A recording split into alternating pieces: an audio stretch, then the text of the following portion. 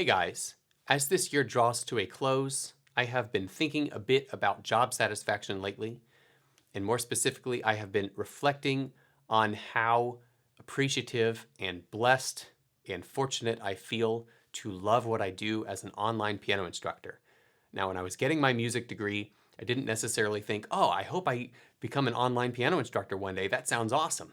But now I kind of wholeheartedly recommend it for those who want to teach piano, a specific subset of those, because there's always those that really need the in-person situation. But I am trading the in-person situation away for the chance to meet people all over the world that I would never otherwise meet.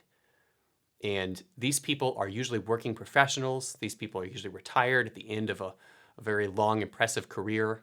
And I'm just blown away at the quality of the people that I get to meet and form friendships with and form relationships with. And it makes me love my job. And so I've been reflecting a little bit about, how did I find myself in this situation? How would I advise another teacher or another student to be able to build relationships like this and take similar levels of satisfaction in what they do? And I think that it comes down to the fact that I always interview new students when they sign up with me. And I do this because, well, first of all, I recognize that it takes a long time to navigate all of the repertoire and build a technique and learn about all the music theory. It's a lot of lessons, it's a lot of labor, and it's a lot of specialized, focused instruction with a lot of feedback. There's a lot of back and forth, and it's expensive. Even if you don't charge a lot per lesson, but you have a lot of lessons and you keep a student over a period of years, it's expensive. And so I feel like the least I could do is make sure that I am a good match for the student and that the student is a good match for me before money is exchanged and before commitments are formed. And so in this interview or in this meet and greet session or trial lesson or whatever you want to call it, it's basically a period of time that I don't charge, where I meet with a student and I ask questions about them and I make sure that their setup can have online lessons, like it's capable and the internet connection's good. And I also make sure that I can manage their expectations and try to honestly and sincerely represent what it is like to study piano seriously, especially if they are beginner students, and especially if they tell me they want to learn things like Moonlight Sonata Movement 3 or something, because that's a very advanced piece, and a lot of students are not going to see that piece, just to be perfectly honest. Some will, but many people won't. So if your happiness and satisfaction with your lessons is contingent on you getting to Moonlight Sonata Movement 3, I would recommend against thinking that way. And I try to make sure that students are not thinking that way when they sign on with me, because I don't think that is going to be at the core of a really good relationship.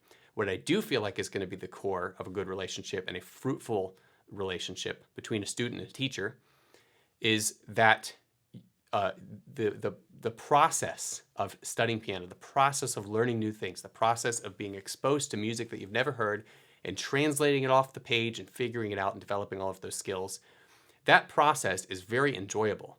And I find that the students who learn to love that process, they're the ones that are going to be successful. They may or may not get to Moonlight Sonata Movement 3 or equivalently difficult pieces, but they love the music that they do get to. And some of them will go through enough music and develop enough skills, and they have the talent necessary to reach that level. But in a lot of cases, students find that there are many other pieces that interest them highly, and there's many things about studying piano that interest them highly that they didn't even know. And so in this interview, I try to represent this. I try to show what a student can do after a couple of months, maybe 6 months, maybe a year. Here's the kind of pieces that we're going to be studying. Here's the kind of pieces that you're looking at maybe a year or two from now. Does this interest you? Would you be satisfied if this is what you are playing like in a year from now? And of course, in many cases, the student says yes. In some cases, the student's like, I don't know if that's for me. And that's a sign. Like, that's a sign that maybe this isn't the right genre of music. There's other ways to study piano that probably are a little bit more, or actually a lot more satisfying in the beginning. I'd say that studying like classical piano is very much the reward comes later. And so the students that can learn to find the reward in everyday practice and sort of view everything like a puzzle to be solved, those are the students that I love to work with. Those are the students that I try to attract. And when I do, I typically hold on to those students for a really, really long time, and the relationship feels very fruitful. And I think it comes down to that interview, and I think it comes down to the fact that I'm just not going to take just anybody. You know, if a student is not a good match for me for whatever reason, especially given how much they're going to end up needing to spend on piano lessons, I am not going to accept them. I'm going to refer them to somebody else or recommend that they pick a different genre or whatever. I try to always serve the student. I try to steer them in the right direction. And sometimes that direction I feel like is studying with me. And sometimes I feel like that direction is studying with somebody else, or maybe not even studying piano because maybe the student didn't realize what they're in for. But anyway, for those of you who are out there who are wondering, I wonder if it's possible to love to be an online teacher. Yes, totally. I find it very satisfying. For teachers wondering, I wonder if it's possible to fill my studio with people that are really good matches for me. Yes, but it means you got to say no to some folks.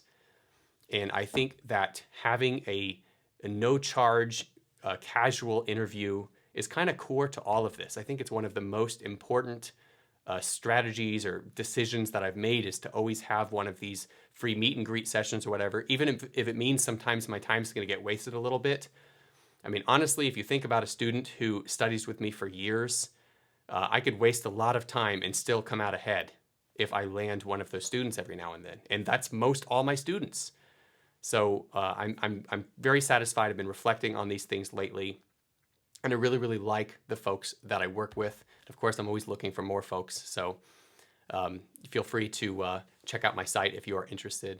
But anyway, I hope this video, these reflections, help some of you guys out there. And I hope that this can be a very fruitful endeavor for anybody who's looking to study piano or teach piano as well. Anyway, on that happy note, I will see you in the next video.